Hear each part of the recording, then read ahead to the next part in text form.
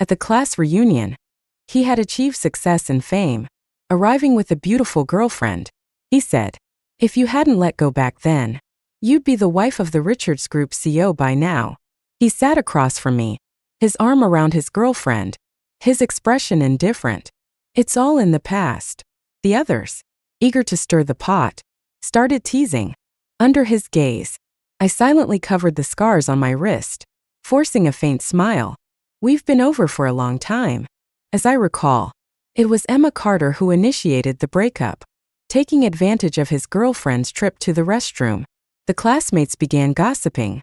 Emma Carter. That's me. Ethan Richards sat across from me, a faint smile on his lips. Yet his gaze was icy cold. This was the first time we'd met in the 6 years since our breakup. Everything felt sudden and overwhelming. I hadn't planned to see him, especially since the class president assured me Ethan wouldn't come. But here he was.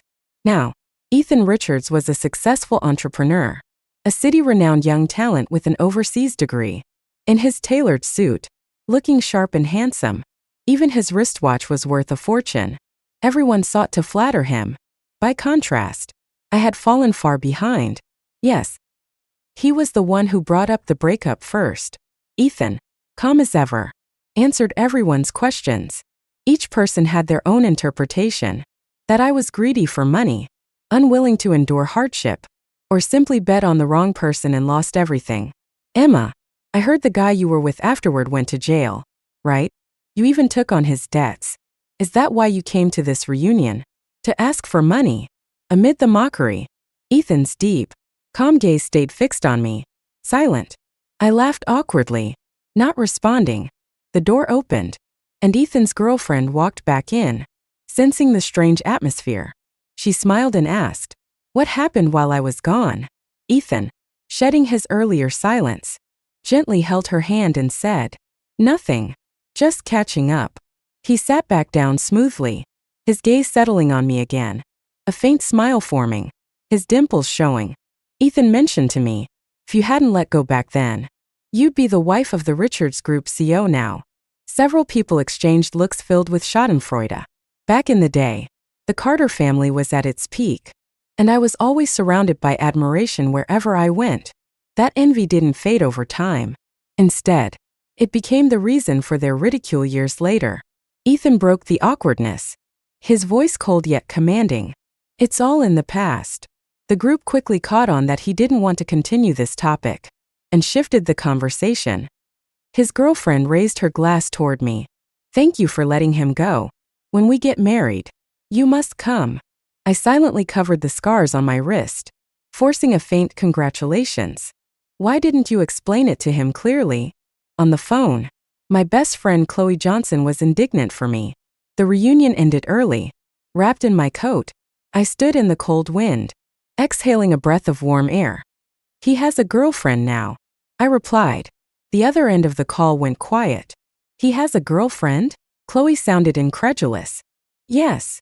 Classmates left in small groups, their figures dispersing under the streetlights. Their glow refracted on the snowy ground like shattered glass. "Such a shame. You finally saw him after all this time. After everything you've done." "Chloe, no one waits forever. Some words, if left unsaid, become meaningless when spoken later." The cold wind stung my eyes, making them ache. I blinked away the burning tears. I've given up, even after all these years of effort, struggling to climb out of the mud, hoping to meet him in the most dignified way. "It's too late now." "All right, we'll talk when you get back." The temperature had already dropped below freezing. Taxis were hard to find. I stood for a while, my hands going numb from the cold, watching as the app showed I was still in the queue. Behind me, the sound of high heels echoed. A woman's gentle, silky voice. "Ethan, the snow is beautiful. It's so cold outside. Let's go to the car." "I'll be there in a moment," Ethan's distinct voice replied.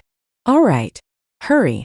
As she walked past me, she gave me a meaningful look, then went to a nearby car, opening the door just enough to reveal a bracelet on her wrist. The Richards family heirloom. It had once been mine. After the breakup, I'd returned it through someone else. So, she wasn't just his girlfriend, she was his fiancée. The crowd dispersed until it was just me and Ethan left. My taxi hadn't arrived yet. Ethan stood behind me, silent as ever. The two of us lingered in the quiet, our shadows overlapping under the streetlights. My mind drifted back to that night, the night we broke up. On his way to see me, Ethan had been in a car accident.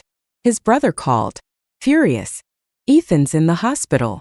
Is he in danger?" "No, or you wouldn't have come. Take care of him, Emma. He got the offer to go abroad. He'll succeed someday. Why can't you wait? Do you need money that badly? After all he's done for you, can you really just forget it all?" His brother had been on the verge of breaking down, nearly calling me ungrateful. The phone was suddenly snatched away and smashed. It was fair to say I'd abandoned him. His resentment toward me was justified. "How much do you owe?" Ethan's cold voice pulled me back to the present. "It's none of your business." I inhaled the icy air, my throat stinging from the alcohol. A sudden coughing fit doubled me over. Clutching the lamppost, the alcohol churned in my stomach, tears streaming down from the choking. Ethan stood by, watching coldly. The taxi finally arrived. The driver leaned out. "Heading to Westwood Mansions?" "Yes." I straightened, grasped the car door, but was suddenly pulled away, crashing into Ethan's arms. He asked, "What are you going there for?" Westwood Mansions was an exclusive area. Not just anyone could enter. I tried to push his hand away, but his grip tightened on my wrist. The heat of his touch spread to my chest. I struggled but couldn't break free.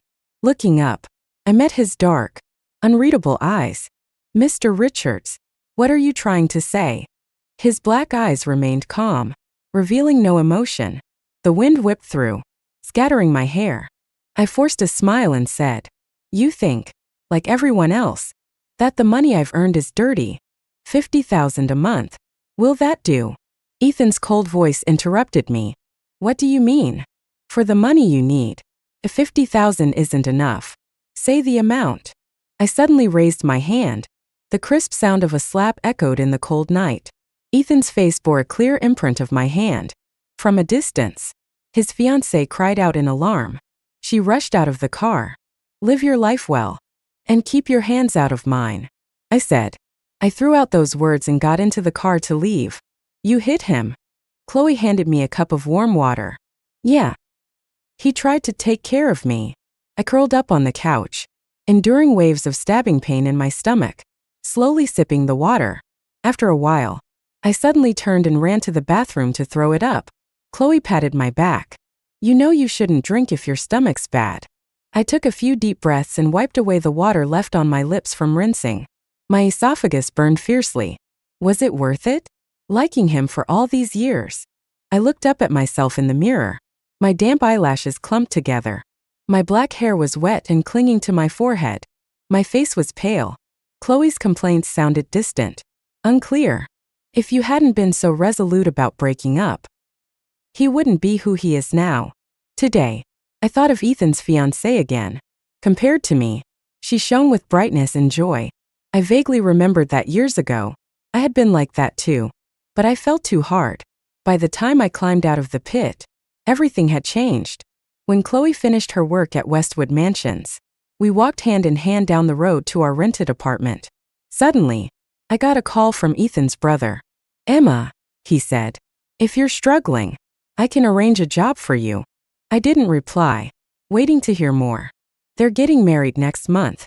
Jane's a good person. Her family's well off too. Don't worry. She won't let him get hurt."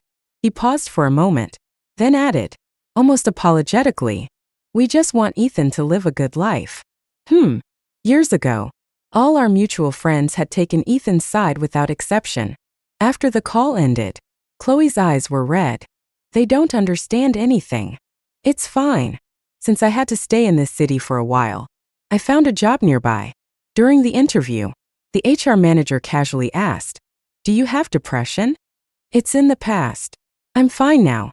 I have a certificate from my doctor to prove it." Previous companies had rejected me during background checks because of this, but this company was small.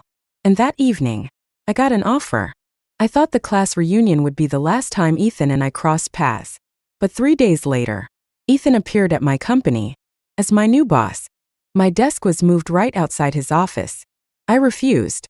You can quit, Ethan said without looking up, his voice cold. Just hand in your resignation to HR. I laughed in disbelief. You're firing me just because I won't switch desks? He paused his pen, finally raising his head to look at me. I'm just giving you a choice. Do you really think I'm after something from you? I thought of Chloe arguing with the landlord last night over rent and forced a smile. Vice President Richards, your integrity is unparalleled. I have no fear. Ethan nodded slightly. Good. On your way out, close the door. And make sure your chair faces away from me. I don't want to see your face. For the next few days, we barely interacted. A week later, the company had a team-building event. As the new hire, I was pressured into drinking far too much. Miss Carter, if you don't drink, we'll dock your pay. Don't worry. If you get drunk, we'll take you home. We're all women here. What's there to be afraid of? The manager smiled. And amidst the jeers, I downed my last drink for the night, collapsing onto the table, unconscious. The next morning, I woke up on a large bed, sunlight streaming through the window, too bright to open my eyes. As I sat up, the blanket slipped off, revealing the soft bathrobe wrapped around me. I froze for a moment, then got out of bed and walked into the spacious living room. Ethan was sitting there, one leg crossed over the other, wearing a hotel bathrobe and reading a newspaper. When he saw me, he looked up lazily. You're awake. Breakfast is on the table. Eat and get some more rest. A chill ran through me. My face turned pale. The newspaper was casually placed on the coffee table. His slightly open collar revealed faint, ambiguous marks on his skin. Unfortunately, last night, you were the one who made the first move. I was struck as if by lightning. My memory of the night was completely blank. Impossible, I said. Ethan placed a contract in front of me, complete with my fingerprint. It stated that I would become his mistress in exchange for a monthly payment of $10,000.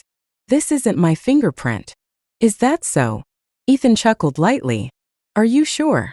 Facing his calm, composed gaze, I opened my mouth but couldn't say a word.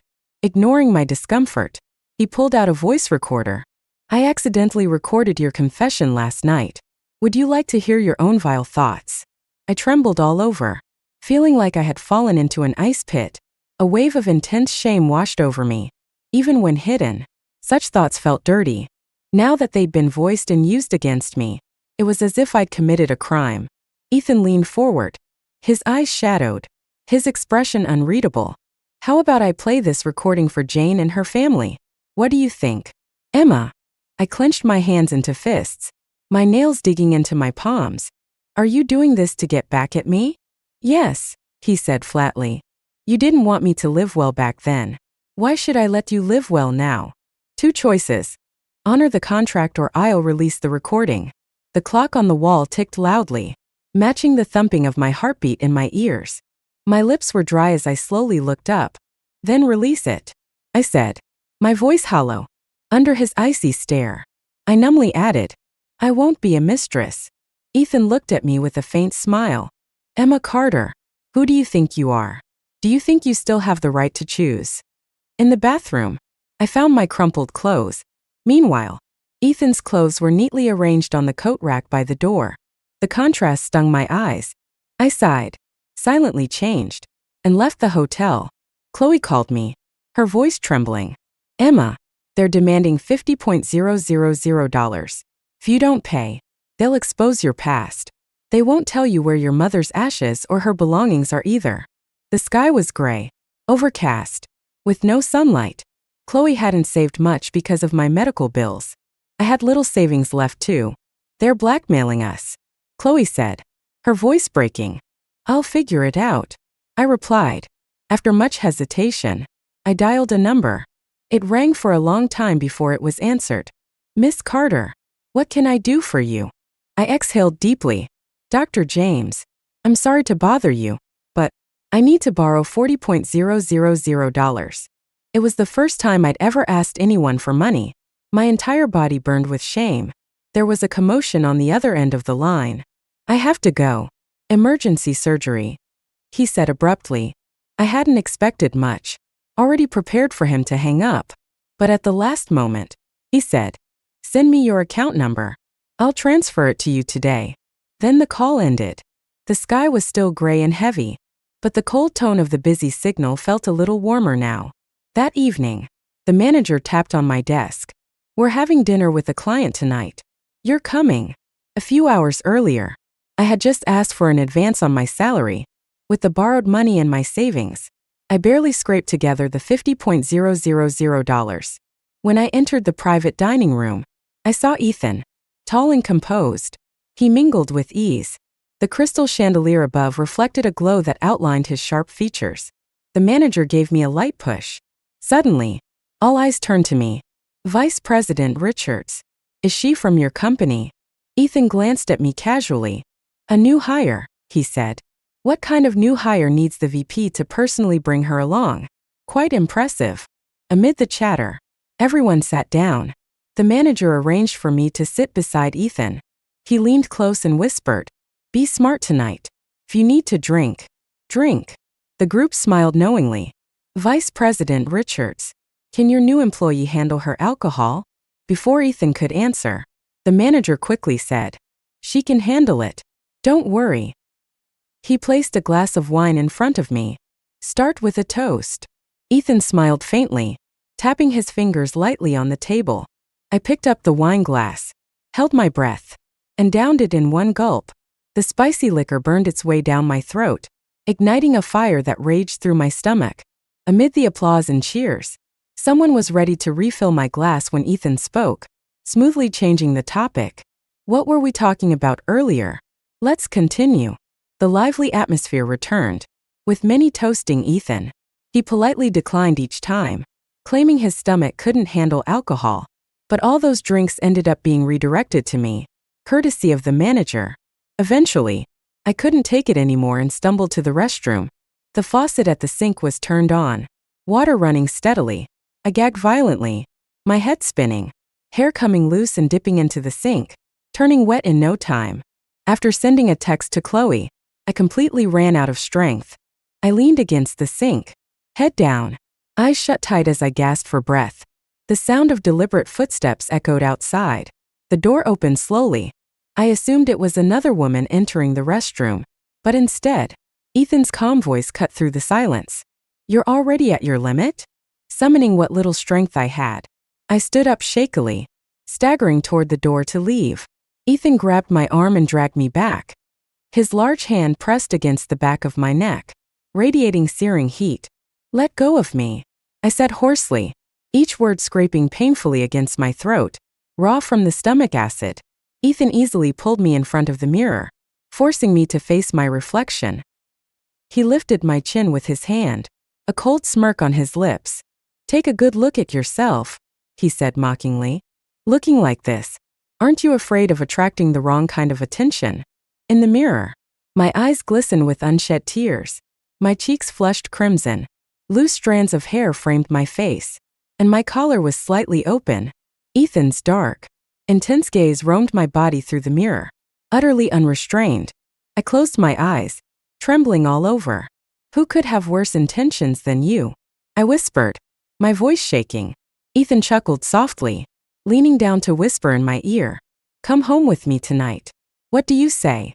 "Get lost," I snapped, but he silenced me with a kiss, his forceful lips robbing the air from my lungs. My blood, heated by the alcohol, surged through my veins like molten lava, burning every inch of me. The lights blurred into a swirling haze. Droplets of water clung to my vision like a thin veil, each one a stinging acid drop that landed on my heart. I broke out in a cold sweat, weakly pushing against him.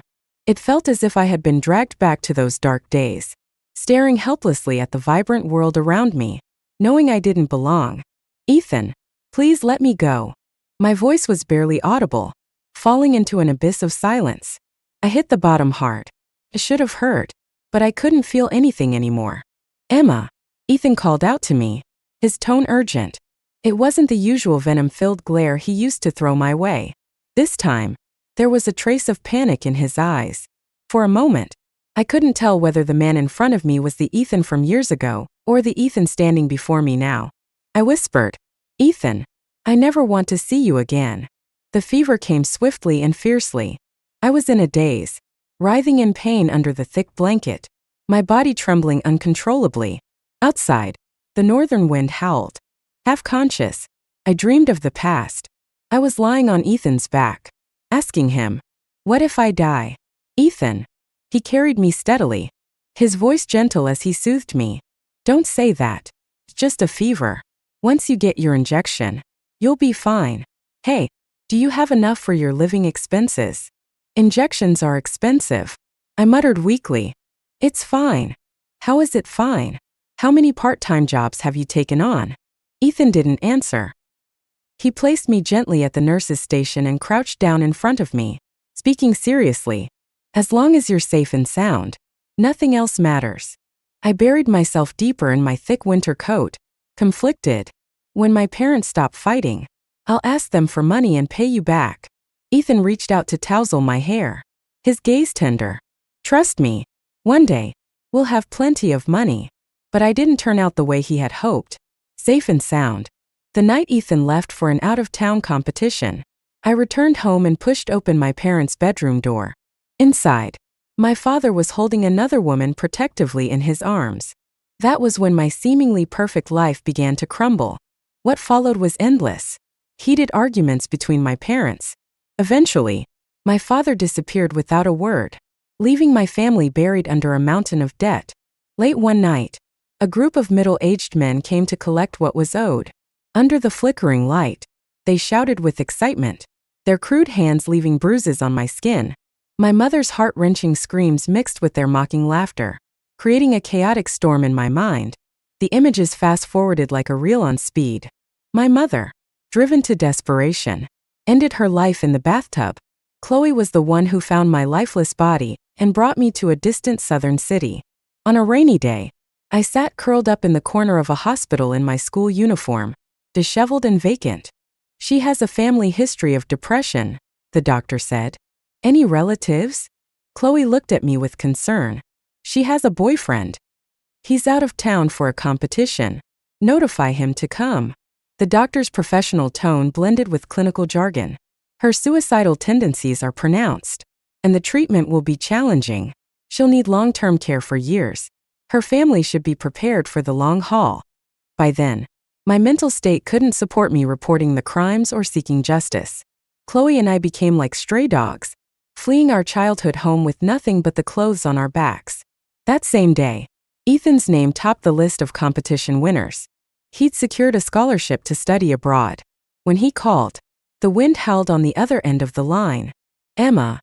His voice was impossibly tender. "I didn't let you down. In 3 years, I'll marry you." I stared at the iron gate slowly closing behind me, realizing I'd lost my way home. "Ethan, I don't think I can be with you anymore," I whispered, choking on my tears as they fell silently. He held his breath. "Why?" I opened my mouth but hesitated. His future was bright. How could I selfishly tie him to the rainy, desolate corner of my world? Beyond the bars of the window, a girl sobbed uncontrollably. The boy beside her wore a mask of indifference and frustration. I saw love disappear from someone's eyes for the first time. It was despairing. The wind blew, exposing bruises and bite marks on my neck. I wiped my tears and said, "Ethan, live your life well. Let's call it quits." The sound of a ticking clock echoed in my ears. Sunlight filtered through the blinds, landing softly on the sofa not far away, like golden threads woven into the air. I blinked, the nightmare fading. Sitting up, I saw a man on the sofa, quietly peeling an apple. His pale, slender fingers worked skillfully, and soon a perfectly peeled apple lay in his hands, round and pristine. It was Ethan. Hearing my movements, he looked up and met my gaze. Wordlessly, he stood and pressed the call button. Moments later, the doctor entered, shining a light into my eyes before declaring, "She's fine. Her nutrition is lacking, though. Make sure to include more protein in her meals." Ethan nodded. "Thank you." The door closed behind the doctor. He walked to the side of the bed, handing me the apple. "Don't overthink it. Just focus on getting better."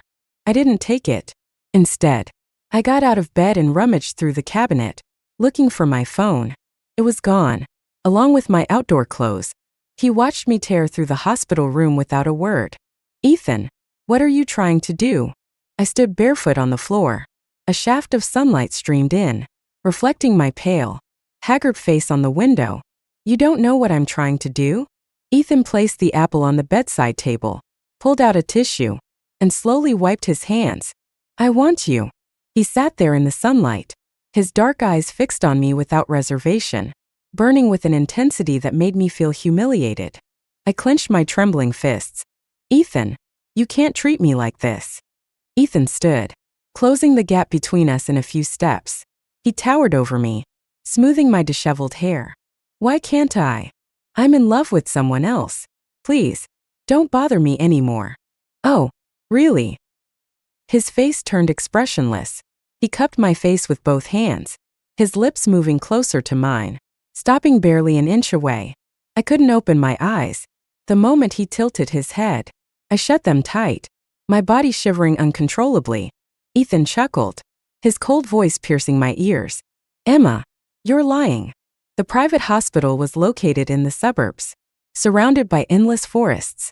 I couldn't leave, nor could I contact anyone. I tried asking the doctors and nurses for help, but they claimed they couldn't intervene. Ethan came every day, usually in the evening, arriving as if from a long journey. He would sit and talk to me. I resisted all his attempts at intimacy, though he didn't push too hard. Recently, my dreams have been filled with memories of the past. Back then, I would constantly say his name. Ethan, you're going to be rich and successful one day. Ethan sighed silently. What kind of milk do you want today? Banana flavored. Once, in his effort to buy me banana milk, Ethan skipped class for the first time and got caught by the teacher. Later, when he went to college, rumors about him dating the campus beauty spread. I rode over 10 subway stops to his dormitory and sat outside crying. Ethan rushed down in the middle of the night, quickly dressed, and gently wiped my tears. Don't cry. If you want me, I'm yours. I'll only ever belong to you. That's not how you confess love, I had said, stunned. He froze for a moment before pulling me tightly into his arms. I love you.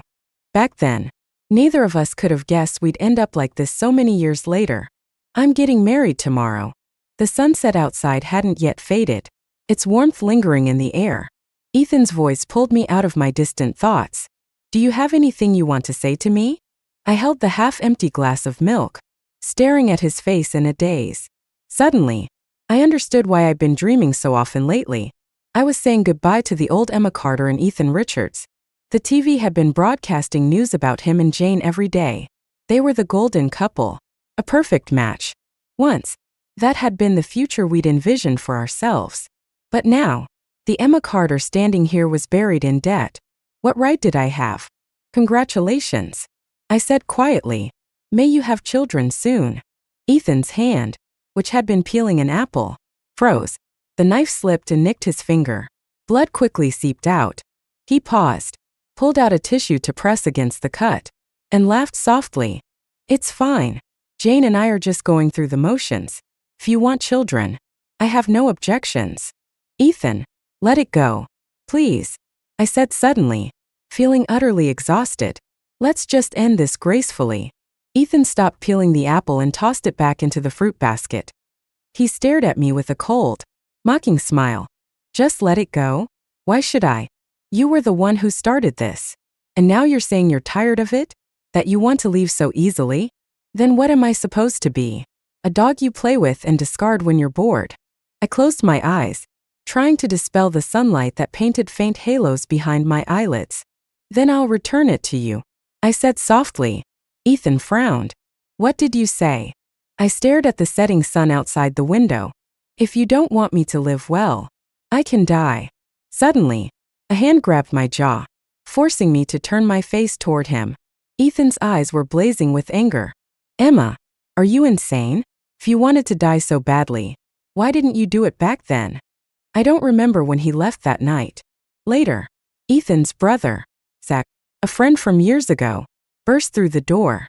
Emma, what did you promise me? He demanded, his voice sharp. I sat there, dazed, as his accusations rained down on me. Do you know how much Ethan stands to lose if he cancels the engagement? You're an adult now. Can you stop being so selfish and reckless? Always leaving Ethan to clean up your mess? Can't you think about him for once? What happened? I asked weakly. What happened? Zach laughed bitterly. Ethan is calling off the wedding because of you. And you're asking what happened? My ears buzzed, my mind going blank as I sat frozen. Calling off the wedding? What would I be then? A home-wrecking third party? Zach grabbed my wrist forcefully, pulling me out of bed. Come with me. You used to be good at this, didn't you? Bored. Found someone new. Make up any excuse you like. Zach. His voice shook with rage. Do you think any of this would have happened if you hadn't come back? His furious roars echoed in the wind and snow, freezing every sense in my body. That night, Zach dragged me to Ethan's office building, its lights still blazing late into the night. But by the time we arrived, the press conference had already begun. Ethan sat confidently under the spotlight, answering questions with ease. Is it true that the wedding is being called off because of a third party? A reporter asked. Ethan smiled calmly. Jane and I had some differences. We decided to part ways amicably. Zach's face darkened, his grip on my wrist tightening to the point of pain. Don't move, he hissed. But a source claims you've rekindled a romance with your first love. Is that true? Ethan remained composed. Just rumors. If there are no further questions, this press conference is over. He rose to leave. But just then, someone in the crowd shouted, There he is. That's him. Suddenly, every camera in the room swung in my direction.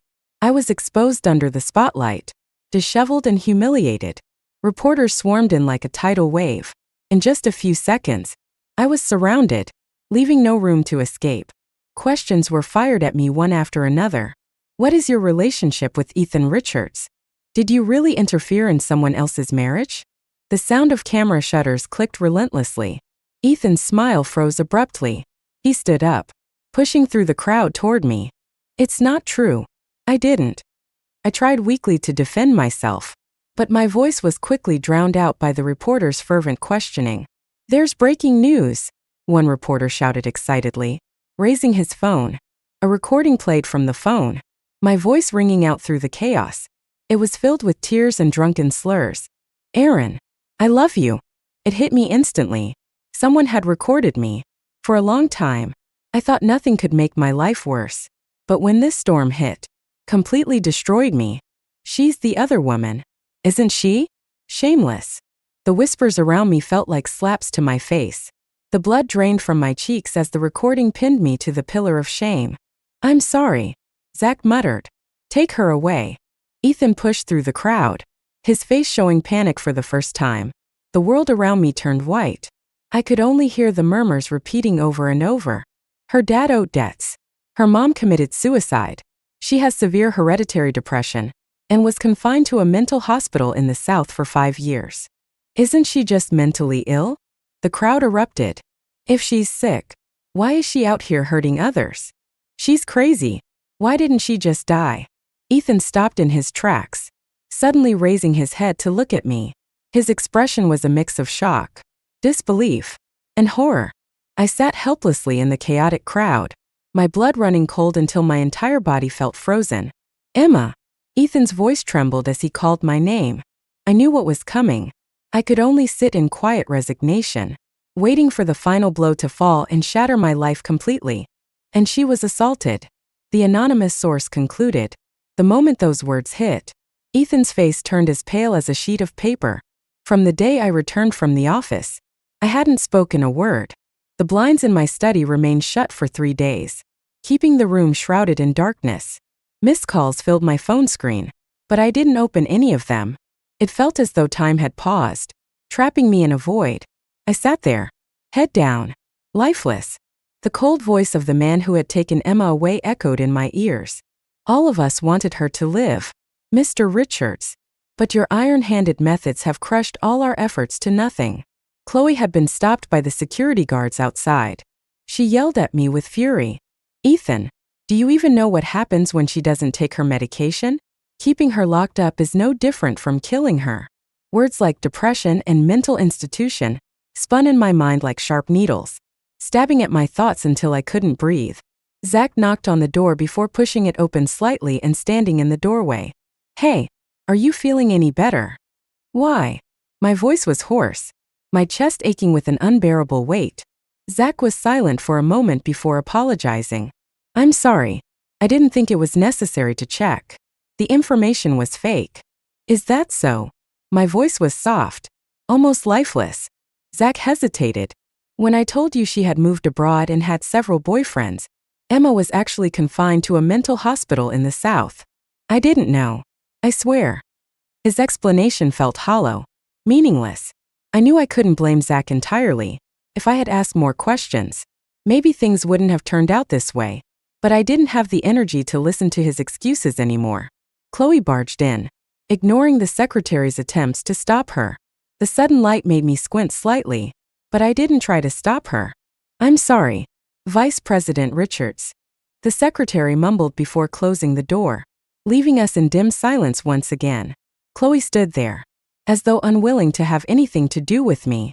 "Vice President, there are some things that need to be said now." A sliver of cold wind blew in through the small gap in the window, chilling me to the bone. I sat there motionless, listening quietly. "When you make mistakes, you'll face retribution eventually, sooner or later." She paused, her voice trembling. "Last year, on Emma's birthday, I jokingly asked her who she loved most in the world. She said, first, my mom. Second, Ethan." I closed my eyes. That answer pierced me to the core. Back then, her condition was improving. She only needed a small dose of medication daily to live like a normal person. So this year, to sort through her mother's belongings, I brought her back. She always said the breakup back then was too messy. This time, she just wanted to reunite with you properly, even if it was from afar. Even just seeing you as a successful businessman would have been enough. Chloe's eyes reddened. "She knows she's not worthy of you anymore." "Not worthy of me?" My hands curled into fists. "Do you know how you got that competition slot back then?" I froze, sensing the truth rushing toward me like a tidal wave. It was pre-assigned to someone else. Emma wrote a letter demanding fairness and transparency. That's the only reason the spot went to you. But by doing so, she offended many people. After her father ran away, she and her mother faced endless harassment. The invisible weight around my neck tightened, suffocating me. "Did she get bullied because of that?" I asked, my voice trembling.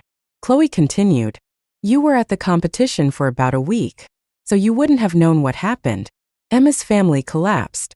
Her dad left with another woman, leaving behind massive debts. Debt collectors hounded her and her mom constantly. Her mother committed suicide, and Emma's condition worsened until she was admitted to the hospital. She was tormented so badly back then, she wasn't even recognizable anymore." Chloe's voice cracked as she glared at me. "When you had your car accident, Emma cried and begged me to let her die instead. How could she have come to you?" I felt my world crumble around me. Memories of the past few months clawed at my mind, torturing me. I had allowed the manager to get Emma drunk and send her to my room, coaxing her into revealing her secrets. I'd fabricated a fake contract just to see her struggle and despair. I'd humiliated her again and again, and in the end, I'd locked her away in that private hospital. Chloe had tried to reach me so many times, but I ignored her, asking instead why Emma didn't just die back then. Emma's hollow gaze had always lingered on me. I thought it was because she still loved me. But now, I realized she had been silently asking how I could be so cruel. "Why didn't anyone tell me?" I muttered, my voice breaking. "How could we explain it to you?" Chloe sobbed. She was sick. Just staying alive was already a luxury. All she wanted was to not drag you down with her. Chloe's words hit me like a hammer to the chest, crushing me under their weight. She thought your education was more important than anything. That competition was her last hope for you. She just wanted you to live well. Ethan, does she deserve this? Does she deserve to die? Those words pierced through me, cutting deeper than anything else. The one who tormented her, humiliated her, and mocked her endlessly was me. The one who insulted her with that fake contract, knowing she would never stoop to such things, was also me. Chloe's voice was hoarse, her tone bitter. "We tried everything to make Emma want to live again. But there was only one thing that worked. Your name, Ethan. She never forgot your name. When I left this place before, I jokingly told Chloe, I'll never come back here again. Turns out, you should never tempt fate. I fell ill again. In the southern city, it's always winter, just drier than usual. Normally, it rains icy droplets. But this year, surprisingly, it snowed. The doctors and nurses chatted idly, saying this was an unusually cold winter.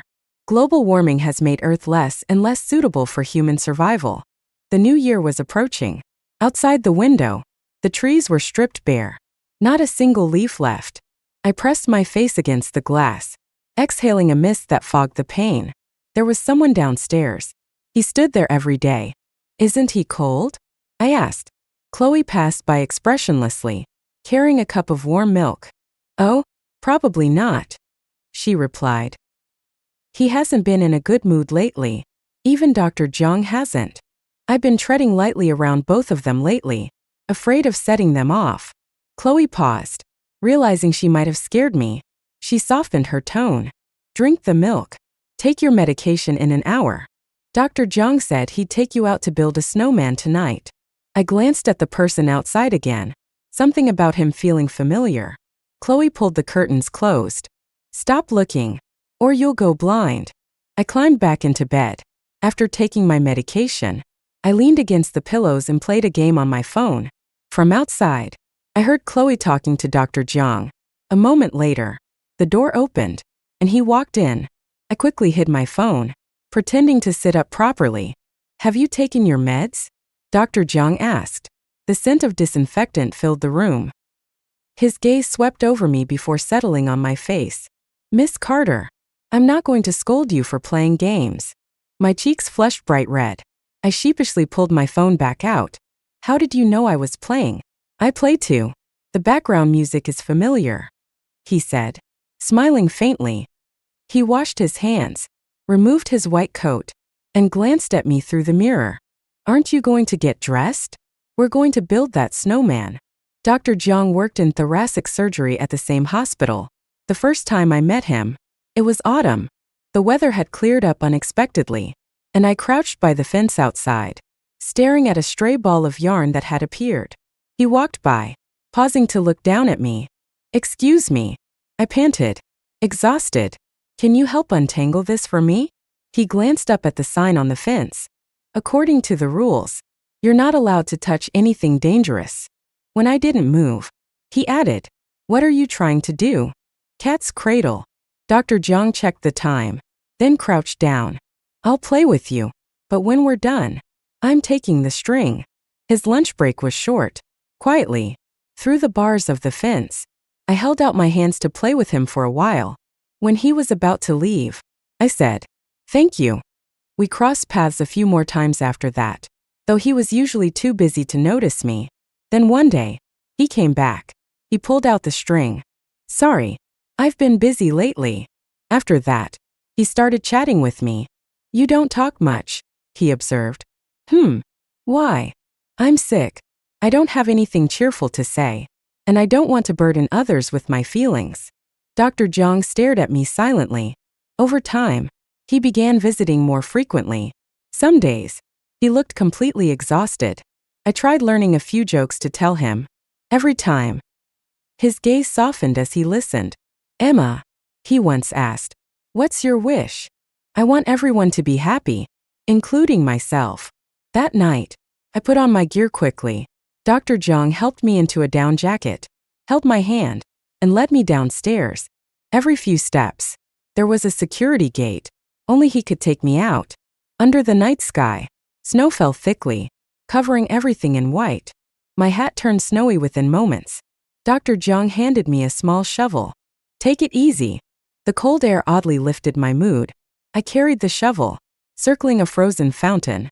When I turned back, I suddenly saw Ethan standing not far away. His eyes were bloodshot, his jaw covered in stubble.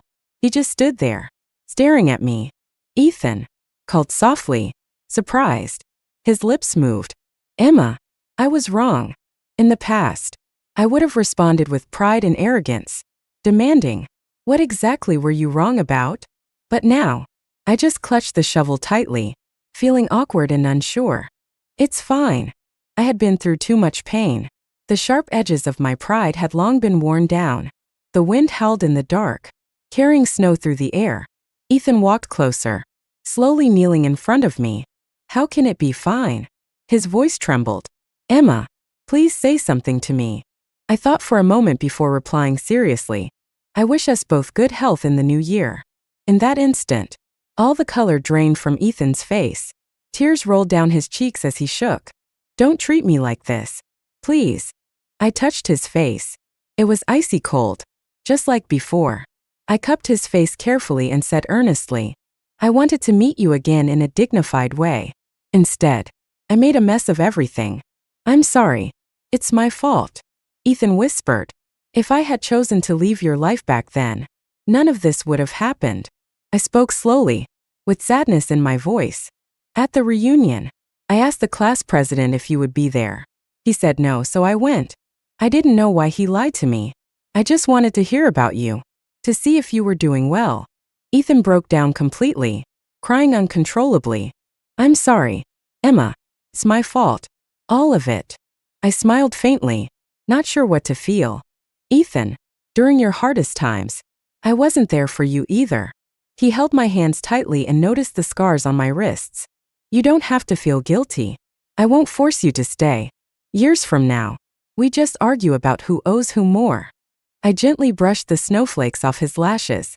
Ethan, seeing your success makes me happy. I promised I'd make money for you, didn't I? He shook his head, clutching my hands.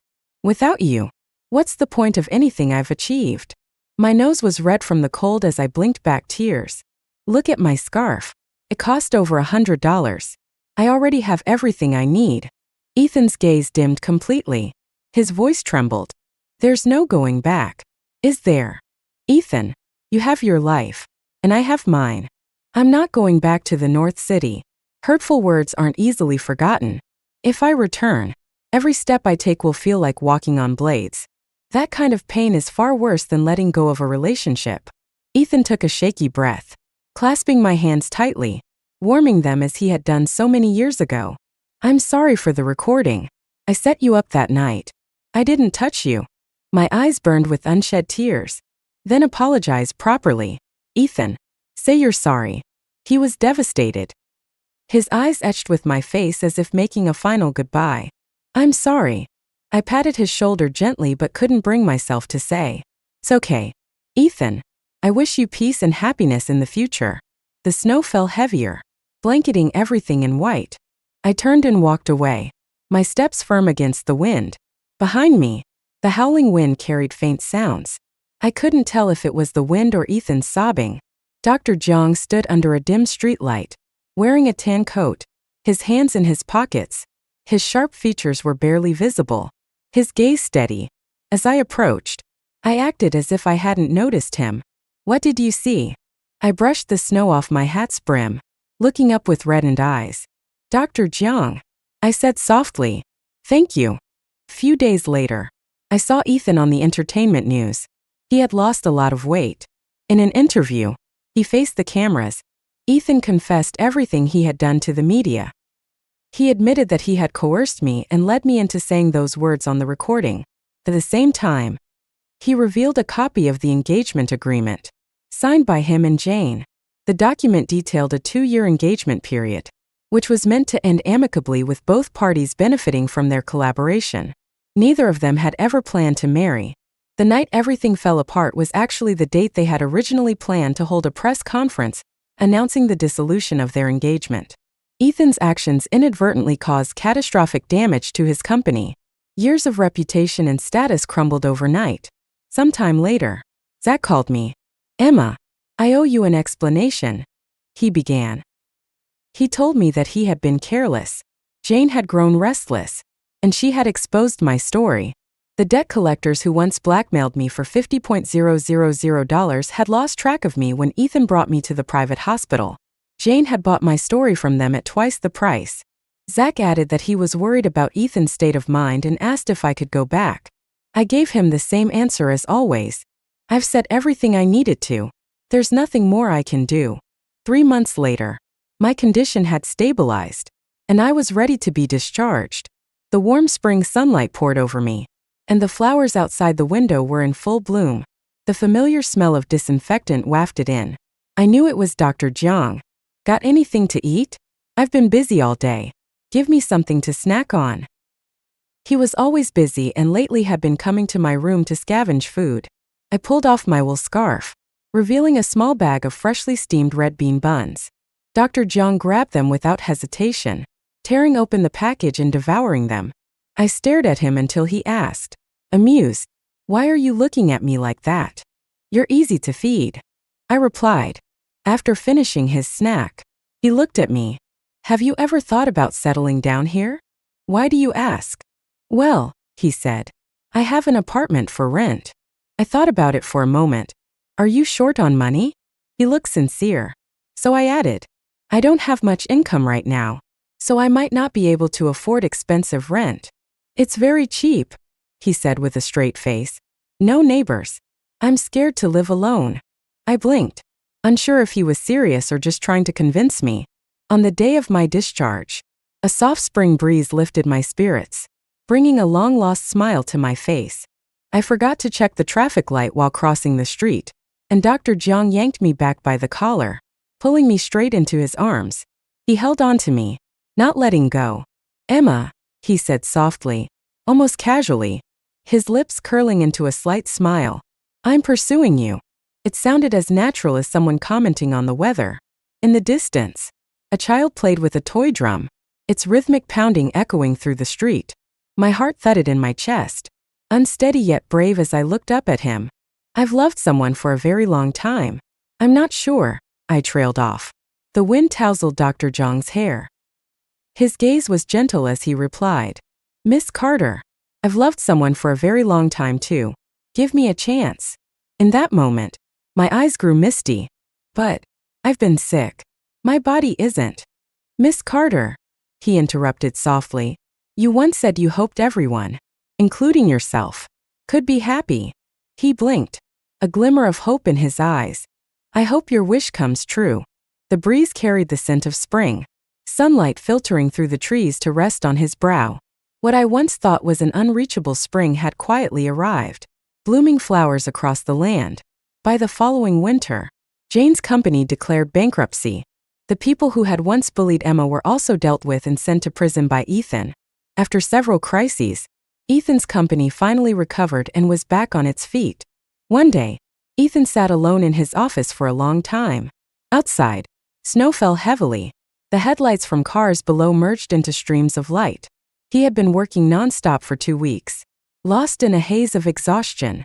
Suddenly, he remembered this same day a year ago, when it had also snowed.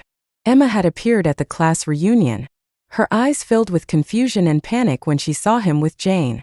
Since then, he had dreamed countless times about that moment, wishing he could change it. In his dreams, he had dissolved the engagement beforehand, reported the manager for drugging Emma, never forced her to drink, and never said those hurtful words. In his dreams, their reunion had been dignified, just as Emma had wished. She would have come back to him, curled up in his arms late at night, crying as she told him about her past suffering. He would have comforted her, kissed her, and proposed. They would have built a home together. He could almost see the wedding photos where Emma smiled beautifully, her hand intertwined with his. But every time he woke up, he lay alone in bed, the sound of the clock ticking forward reminding him that time marched on. Emma, however, was gone from his life forever. She had left South City completely. "Ethan, I wish you peace and happiness in the future."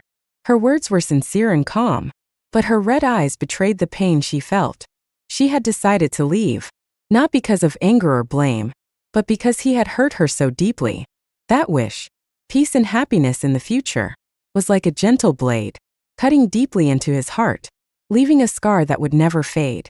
Due to years of irregular habits, Ethan had developed a severe stomach condition. The pain was excruciating during flare-ups. That night, he woke from a dream, lying alone in his cold bed. The crescent moon outside cast a faint glow. He vaguely remembered Emma sitting with him long ago, watching the moon together. Felt like a lifetime ago. A wave of longing hit him. He wanted to see her. The next day, he booked a flight to South City. A year had passed, but the weather was unchanged. Strong winds and heavy snow.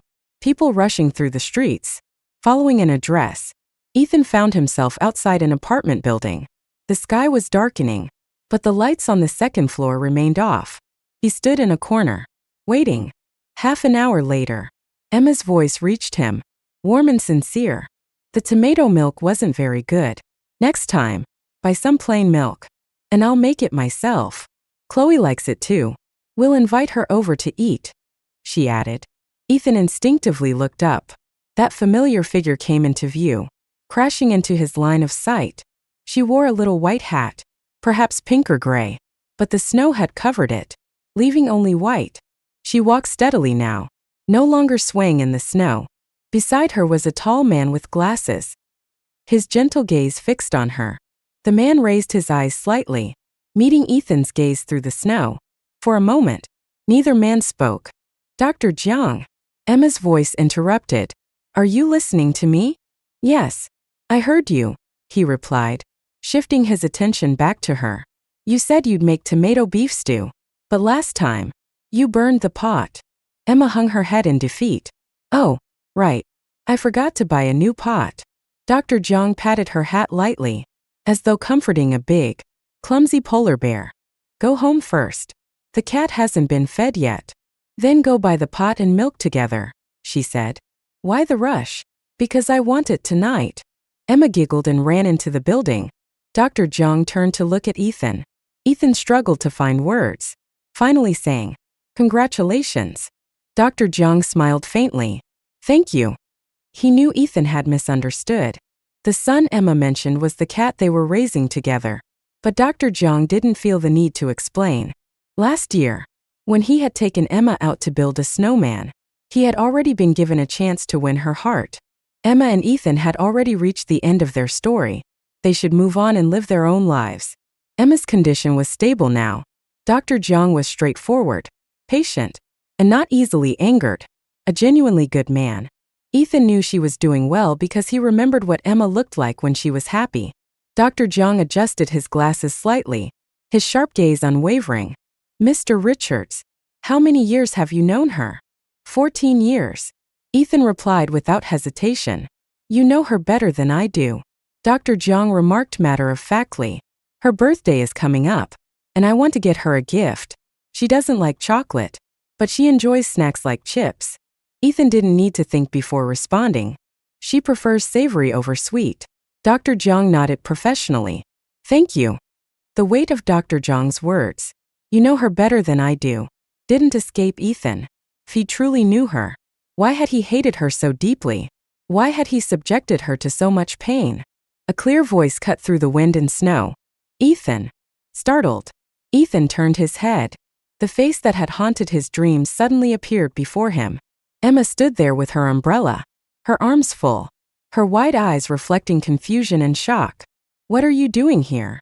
Ethan's heart ached. In her eyes, he saw clarity and peace. She had let go. He hesitated for a moment before replying. I was passing by on business. I ran into Dr. Jiang and stopped to chat. Passing by this neighborhood? Emma asked, her tone tinged with skepticism. Dr. Jiang interjected. Why did you come down again? Emma seemed to remember something. She handed him the umbrella. The snow's getting heavier. I didn't want you to catch a cold, so I came to bring you this. Her lips curved slightly as she spoke to Dr. Jiang. Her gaze warm. The scene pierced Ethan's heart. Would you like to come in? Dr. Jiang asked politely. Ethan forced a smile. I can't. I have a flight tonight and need to hurry. Emma clutched her coat, then suddenly remembered something. Wait here, she said, dashing back inside. Dr. Jiang followed her without a word. Ethan waited outside, snow piling around him. The gray sky felt oppressively heavy, and his stomach began to ache again. Zach called. Hey, your test results came back. Zach hesitated. It's stomach cancer. Ethan didn't move, his gaze fixed on the heavy snowfall.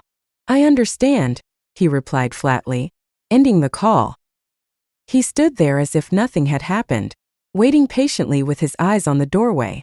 After some time, warm light spilled from the building, forming a trapezoid on the snowy ground. Emma came out alone, bundled in layers like an oversized snowball. She carried a small red box. Struggling a bit to walk through the snow, she handed it to Ethan. "I baked these cookies myself. You can eat them on your way." Ethan accepted the box and was suddenly flooded with memories. Years ago, Emma loved baking, though her early attempts were awful. Eggshells in the batter, a strong eggy smell, every failure ending up in Ethan's stomach. Back then, he jokingly declared the kitchen off limits to her. Now, she could bake something presentable. Emma's sincerity was evident as she added, "Thank you for your donations." Ethan nodded, knowing she was referring to the organization helping people with mental health challenges and financial difficulties. He had been quietly donating every month, keeping only a small portion for his own expenses. "You're welcome," he said, his gaze lingering on her face. "It's cold. You should go back inside. I probably won't be back here again." Emma smiled faintly. "How could that be? One day, we'll need you for the awards ceremony." Ethan's throat tightened, but he didn't reply. As Emma turned and walked toward the door, her snow boots crunching against the ground, she stopped just before entering. She looked back and called out, "Ethan." Ethan immediately turned, his heart leaping to life. He waited, hoping she'd say something more. Instead, she smiled at him and said, "Happy New Year." It was a simple, ordinary blessing, no mention of health or happiness. Ethan's heart sank into silence. He stood motionless in the freezing wind as the snow swirled around him. Her words echoed in his mind, "Happy New Year." And just like that, she was gone. Ethan stood there for a long time, his chest hollow, before finally turning away, stepping back into the endless snowfall.